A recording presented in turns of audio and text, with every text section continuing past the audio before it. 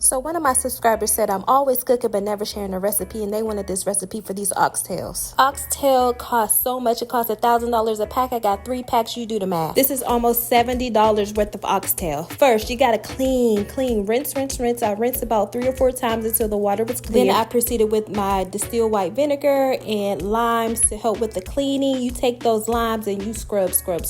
Those had to be the fattest cows in the world, because look how much fat came off a tail. Oh my goodness. And she ready to eat already. So after cleaning and trimming the fat, your oxtail should look something like this. I still like a little bit of fat on mine. Pause this so you can see all the ingredients that I used. And before you cut my head off, no, I did not use ketchup, Worcestershire sauce, or soy sauce, because I didn't have it. And you really don't need it. So now your oxtail are clean. You're going to use your browning sauce, your peppers, your onions, your fresh garlic.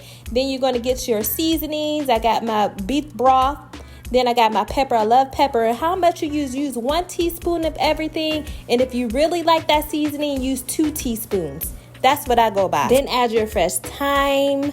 And then you mix it all together. It's time to get down and dirty. Mix it all together. Wear your gloves if you want to. Then I let it marinate for 3 hours. My daughter was napped. So here's where the extra browning comes from. The Worcestershire sauce and the soy sauce. I didn't have it, so I just used brown sugar to get that nice brown caramelized look on the oxtail. Again, this is a preference. You don't have to do it. If you have the Worcestershire and the soy sauce, skip this part. And you don't need a lot, and you do not taste the brown sugar, so don't use a lot of brown sugar. And you let that render down for a while, cook down, and then you're going to remove some and add the rest. I didn't have a lot, so I only had to do 2. Then you're going to add beef broth to the bowl to get all those peppers and onions in that good marinade. Add it to the pot, and then you're going to add hot water to the pot, and then you're going to put those oxtail back. Hot water is important because you want to keep the same temperature, because remember, the oxtail has been cooking, the pot is hot already, and you want to keep up that with that temperature. Then you put that fresh thyme in and you let it cook for about an hour. Then you go back and add your peppers. Your pepper selection is up to you. You could put Scotch bonnet or serrano peppers, whatever you like. My child doesn't really like